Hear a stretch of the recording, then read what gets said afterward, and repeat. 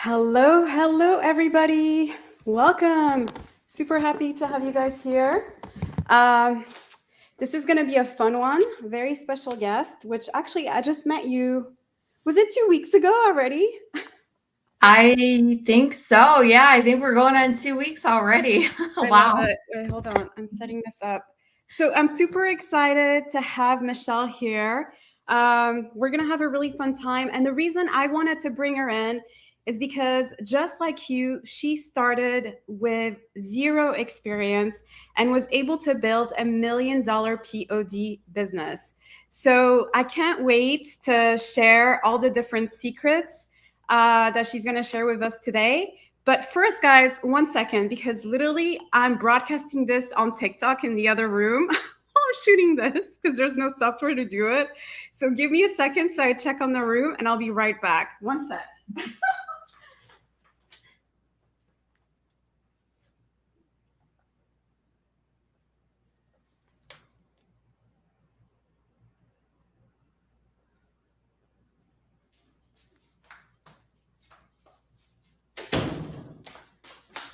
It's working. Oh my God, the hack of the century. I have two computers. So I put another computer with my phone and it's rebroadcasting this because there's like no way to do this with TikTok. Anyway, so without further ado, let's get this party started, shall we? So meet Michelle. She's a 1.6 million POD seller. She's actually a top seller for My Easy Monogram. My Easy Monogram is a metal print on demand provider. They're based out of the USA. And literally, she started with no experience. She had never done print on demand. So I wanted to take this opportunity, first and foremost, to boost the morale because this time of the year can be a little overwhelming. Sales are not flooding in like they are in Q4 and other periods. We just finished Valentine's. So I know a lot of you guys feel a little defeated. Well, I'm here to tell you that e-commerce and print on demand is still living strong in 2024 and there's still plenty of opportunities for you guys. So without further ado, I would love for you, Michelle, to share with everyone who is here today, what was your process when you got started? Like, what was your mindset when you started in this adventure? So for me, my story is kind of maybe unique, maybe not. I think that everyone's kind of going through something, but for me, it was a very difficult time in my life when I started this journey.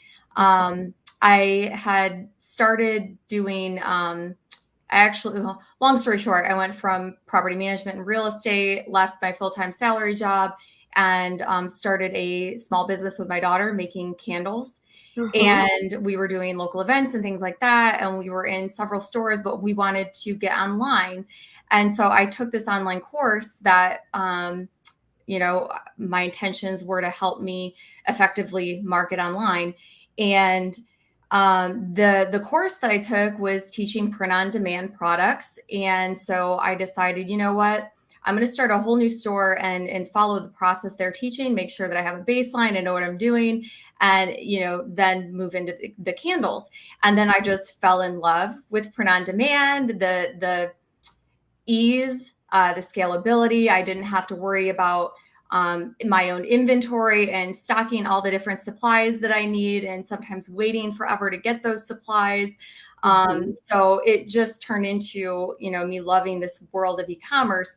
But when I first started, I was probably a little stubborn in my own head. I was trying to do things that I liked, whether it be products or the ads that I was creating, and very quickly realized that I had to stop what I was doing and kind of like restart, go back to the basics, and really follow the process. And that was probably the most challenging thing for me, was to get out of my own head. And it's not about me. It's not about you. It's about the customer.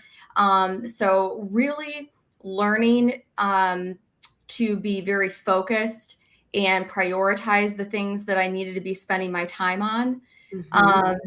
And that being said, and this is true to this day, always stay in the data and research phase. It's never going to go away. If you don't like this part of the process, you're not going to like this business, because you have to constantly be doing your research, knowing the trends, the different holidays, if it's evergreen. Either way, you have to be doing your research. And two parts to that. Like I said before, it's the product, number one, and it's the ads, your description, what you're creating, and making sure that you're current and you're appealing to your customer. You're absolutely right. I've noticed, especially when folks start out their e-commerce journey, they get stuck in having this idea of what customers want, simply from, I think, because we have this preconceived notion. And I think actually this comes from like regular education of what building a business looks like, which is actually completely outdated. Like, actually, I remember in grad school, I took a business class because like I was like kind of like in a techie grad school, and I was like, oh, I want to like learn about business. And so you have to like create a business plan, and you already have to know what your business is about from the get-go, which is actually not how modern business works. It's the other way around. It's all data driven. So can you talk more about that? Yeah. So, as far as like research, there's lots of different spywares, different tools that you can utilize. But you don't have to spend a bunch of money on all these different things to get started. Just Google and Facebook and TikTok is your best friend. Just be searching online and finding the products that are winning on Etsy. I'm sure you probably teach all of this kind of stuff. Yes. And, I'm sure that it goes without saying, but there's ways to do your research properly on Etsy and know what are winning products. But with that said, in the world of Etsy, people get caught up in only looking at Etsy. When there's plenty of data, but the best gems come when you step out of that box. Right? Come when you really look at data from all different places and understand what are people into, and how can I retrofit that need in the marketplace, right? Yeah, for me, when I started, I was selling, I was trying lots of different things. To be honest, I was all over the place. That's why I said I really had to reel it in, because I was like t-shirts, towels, mugs, hats, all these different things, jewelry. And then I ended up coming across metal art and fell in love with it. But there was nothing to base it on that I could find as far as like really good ads. So then I had to get creative, and I had to, do my research in the same industry, but obviously not the same product, and then kind of tweak it and make it work and figure it out. Yeah, absolutely. So the second question I would love to ask you is, how did you get through obstacles when they came along? And I know that you talked about just now about how you got in the way. And so what were things that helped you through your journey, would you say? I would say, and believe me, I have been through, name a struggle that ecom starting businesses go through. I've been through it, from my ad accounts getting shut down to, PayPal holding all my funds. And there's just so many different things that you go through.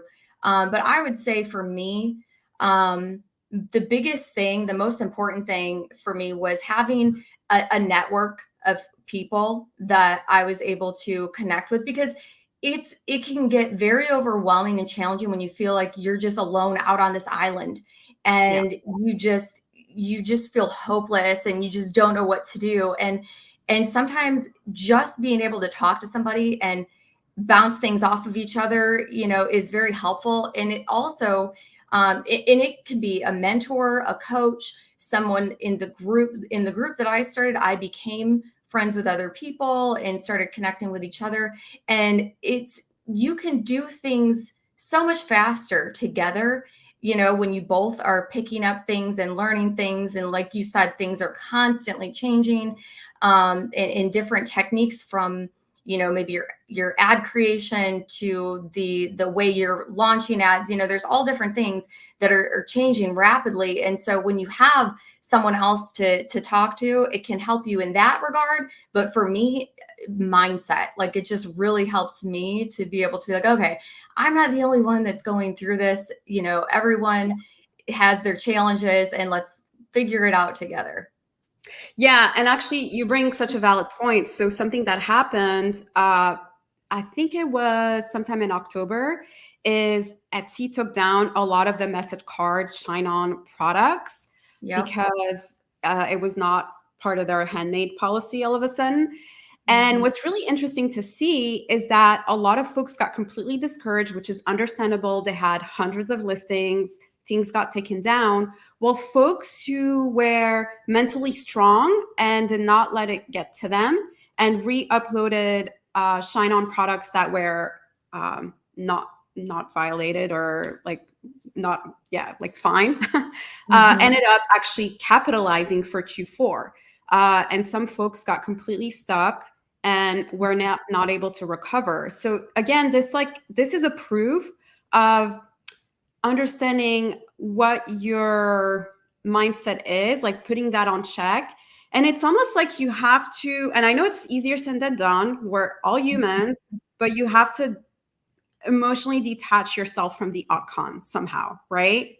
Absolutely. Yeah. You have to take your emotions out of it, from, like we talked about before, from the product, the ads. There are so many things that I have created that I'm like, I don't even like this, but then they work forever. Is so it's not about you. It's about what the customer wants. But yeah, when it comes to challenges, you definitely just have to be able to pivot. Okay, this isn't working. Don't get hung up on it. Don't get stuck on it. Don't go down that rabbit hole, and just get yourself more frustrated. Just, okay, now we're going to switch gears and figure out what do we need to do next. And actually, I would say, like, that's the most important part, to be honest. I've noticed mindset, believe it or not, is what actually helps people move forward and others get stuck. And this is something that I've had to learn myself, because, like, I'm a New Yorker, so by default I'm very negative. And then I'm French, so it makes it even worse. So I'm just like very, very negative by default. And for me, what helped was like networking events, right? Like being part of a community, like, okay, this is possible. And realizing that, okay, it's just a matter of being thorough with my process and not giving up until you figure it out, right? Absolutely. I've been hearing a lot about vision boards, and I have for a very long time. And I probably need to actually sit down and do that, because I've heard there's really something to be said about vision boards, and call it manifesting, call it mindset, call it whatever you want, but like staying on track and achieving those goals, and making sure that your goals are the forefront of your mind, your why. Like, why are you doing this? I'm a single mom, so my daughter is a huge motivation for me to be a good role model for her. But yeah, maybe one of these days I'm gonna have to do that vision board. Well, okay, so one time I did a Dr. Demartini workshop, which is essentially a workshop you do all day. Actually, it's a couple days. And he gives you this massive ebook, and you have to go in and understand what your long-term goals, like where do you want to be 5 years from now? Where do you want to be 10 years from now? And it's very, very meticulous. You have to really like design your life. And there's something to it, I must say. It helps your mind to be like, okay, this is what I'm going to achieve. And it's almost like it makes you accountable for that. So Hmm. that's really interesting. Okay, so I would love to hear about your growth, because I know a lot of folks are like, okay, I've been doing this for a while. I would love for you to share, first of all, how long did it take you to make your first 10K? And then what was kind of like the progression from there? Just people, so some people have some insights. And I know for everybody it's different, but Oh, yeah, absolutely. There's so many different factors involved. But for me, when I first started doing this, I probably got my first sale within a couple weeks, testing different products, different ads, things like that. But it was about a month and a half in where I hit that 10K mark. And then from there, it actually, no, hold on. It wasn't a whole month and a half. It was probably within the first month or so, because I know that my second full like calendar month of running ads and doing e-commerce, I was hitting around 50K a month. Um, and then it went up from there. I think the second full month was around 60. But that's when I started really realizing that I needed to focus my efforts on my profits, because I was spending too much. It is so easy to overspend on ads. And speaking of Yeah. challenges, that was probably one of my biggest challenges in the very beginning, because I had no clue what I was doing. So I was just spending money testing ads, brand new to this. And so I wasted a lot of money in the beginning, being stubborn and not willing to pivot and do something different that wasn't working. But then when I did start getting sales, I still was struggling with the discipline to really follow the data and make decisions that are very data driven versus, emotional. Again, getting out of my own emotions and my own mind and making smart decisions. So I had to start really focusing on my profits at that point. So then the next month, my sales were lower, but my profit was higher. Mm. And then after, I think I hit 100. Yeah, 100 was within the first 2 to 3 months of Did you doing. start during Q4 or when did you start? Yeah, it was like almost Q4. I started in, I think, July. Okay. So Hmm. within like August, September is when you started like getting your first wins. Yeah, my first big month was August, I believe. Which is incredible because I mean, August, there's a little bit more of a pickup, but it's definitely a slower month. So that's just amazing to know that you were able. So, and that, guys, like that's the key as well. That's why it's so important to understand that it's all about finding the right product. Think of it for yourself for a second, right? Like when you see something that you really want to purchase, you're going to want to purchase it right then and there, right? Like you're not going to wait specifically for a special occasion, obviously, unless it's a gift, right? But for the Mhm. most part, you want to purchase it right then and there. So that's why it's so important to understand. And obviously, that's the hard part, but that's the part where you need to focus your efforts and energy, which is why if you've listened to me in the past, especially when it comes to Etsy, there is this idea out there that a lot of the work comes from SEO, and SEO is important because yeah, it does help you get discovered, yada yada. But at the end of the day, newbies or beginners get so caught up in that they forget really what matters is your actual product. It's the actual listing. It's the actual item, right? And so really focusing your time and energy on that and figuring out what's going to work for you is the first step. So I would love for you to talk about actually, because you said at the beginning you tried like a bunch of different things. At what point, like how did that look like? And at what point did you make the switch and you're like, okay, I'm gonna really focus on metal art. Like when did that happen? So that was actually, that was when I had my first big month. That was Mhm. mostly metal art. I was still selling different message card jewelry that was working. I had lots of other things, like I said, t-shirts, different things that I was trying, but those weren't really bringing in sales at that point. I was just focusing on the jewelry and metal art. But then when metal art started really doing well, I started shifting my efforts into metal art for many different reasons. But the AOV is significantly higher Mhm. on metal art, and there's lots of different opportunities for upsell. So the profit, of course, was better. So I shifted, and that's what I started focusing on. And AOV for you guys is average order value, if you didn't know. So you just have bigger profit margins. Yeah, I love that. Okay, so the other thing I want to cover is I think we talked a little about that, like the mindset shift that you needed. So okay, I guess I would love for you to share kind of like the process you went through in hindsight to start thinking about, okay, these different avenues are not working. Let me try something else. Because, like, I think too, something that can be confusing, right, is knowing when to pivot. I think that can be very confusing for folks, right?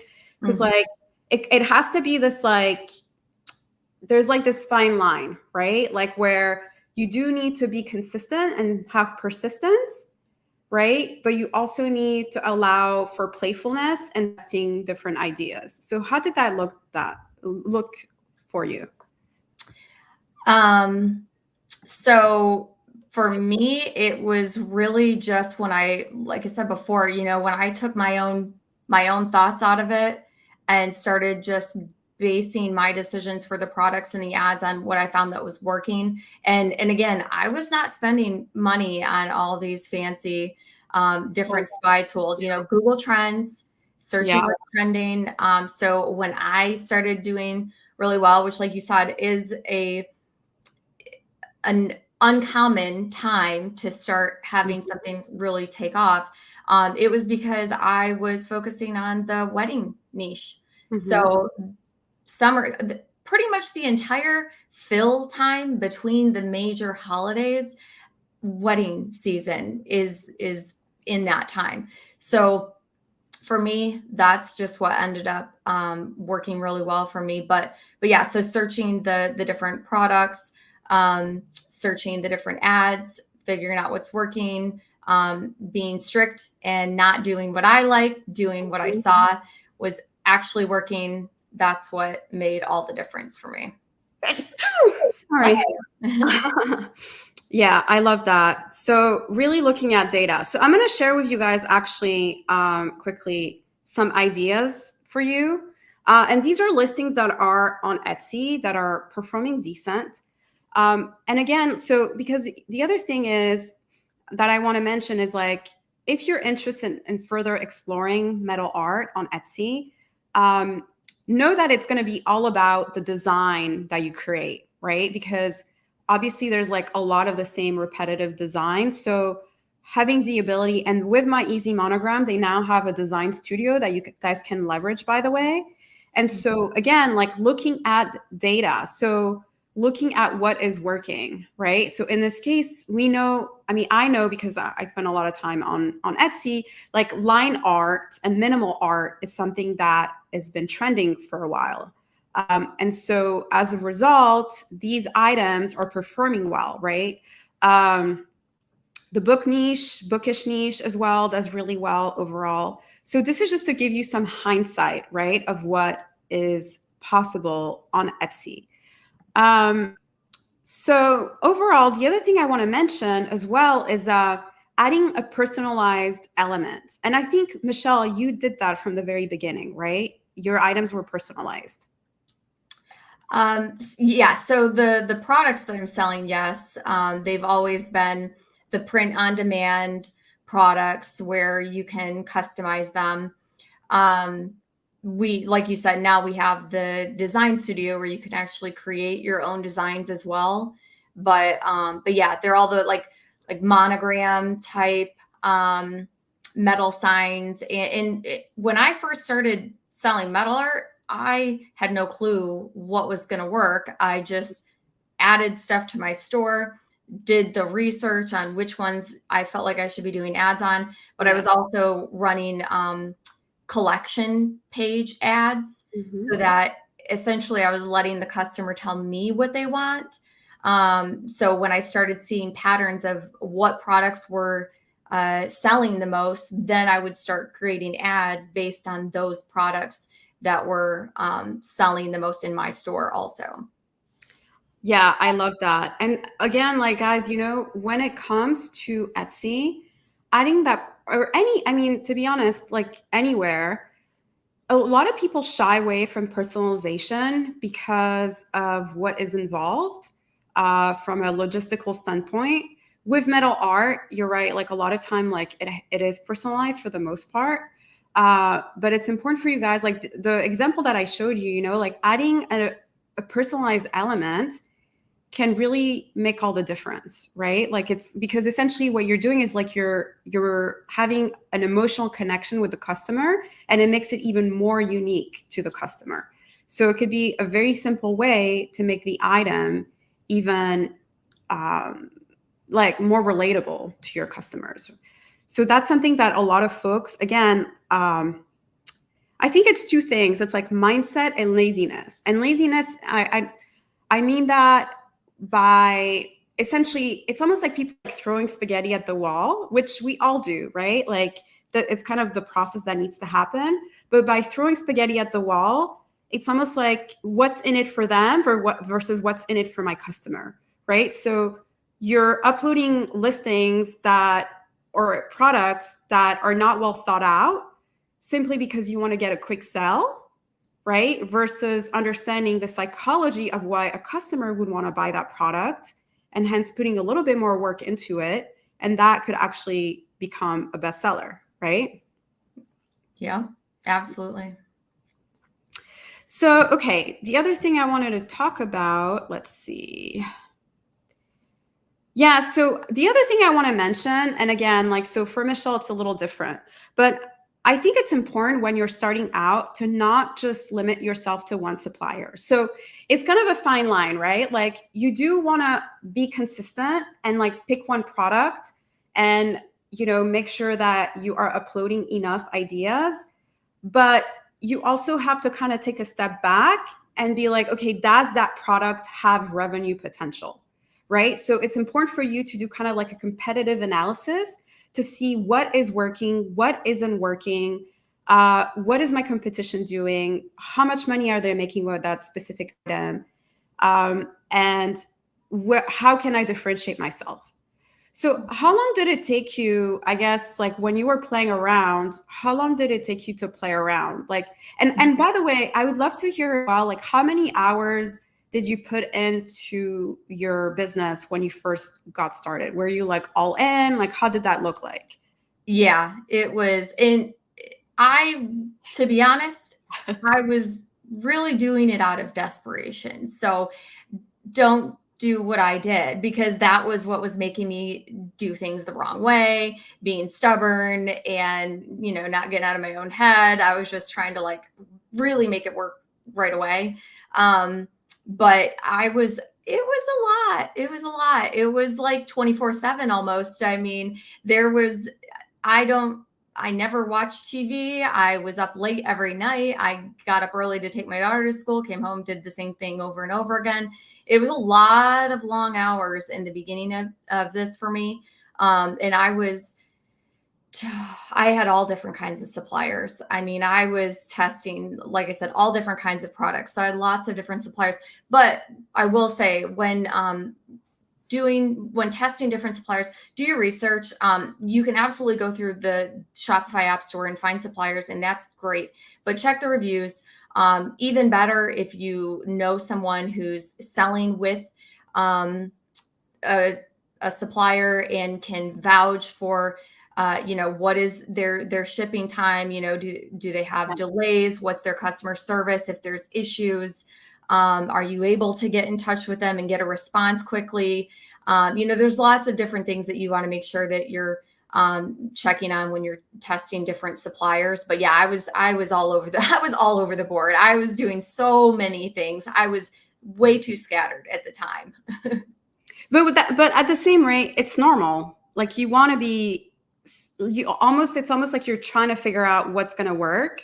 So it's kind of like a fine line, right? Like, and it's something that can be tough to figure out, right? And that's why, like you said, it's important to be inside a group to understand what's working for who and what's not.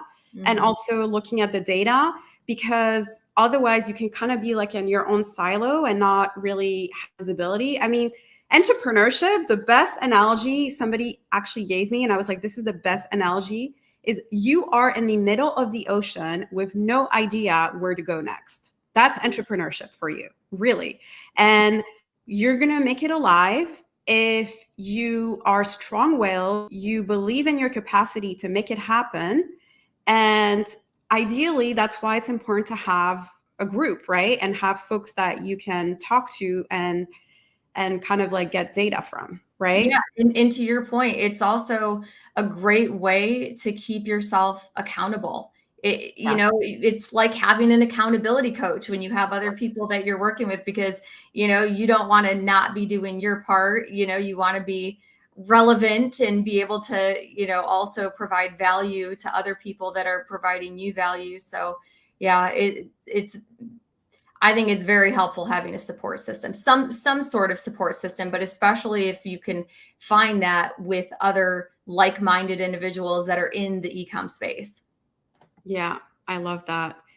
All right, guys. So with all that said, I'm going to end it here because Michelle's time is valuable.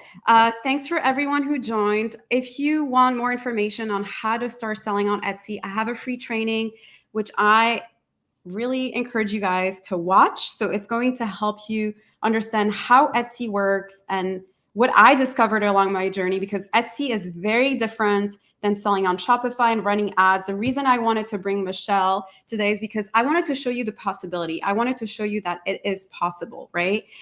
She's the perfect proof of that. I'm the perfect proof of that. I know folks get a little bitter and upset at times, which I get it, but you have to take the emotions out. And most importantly, if you haven't already, join our Facebook group, join the Facebook group community. We have amazing folks in there, and it's really a supportive environment. And if you have any questions, this is a good starting point for you guys. So with all that said, thank you for joining today. And Michelle, thanks for taking the time to speak to us. I love it. Of course. It was nice talking with you today. All right, guys, I'll talk to you soon. Bye.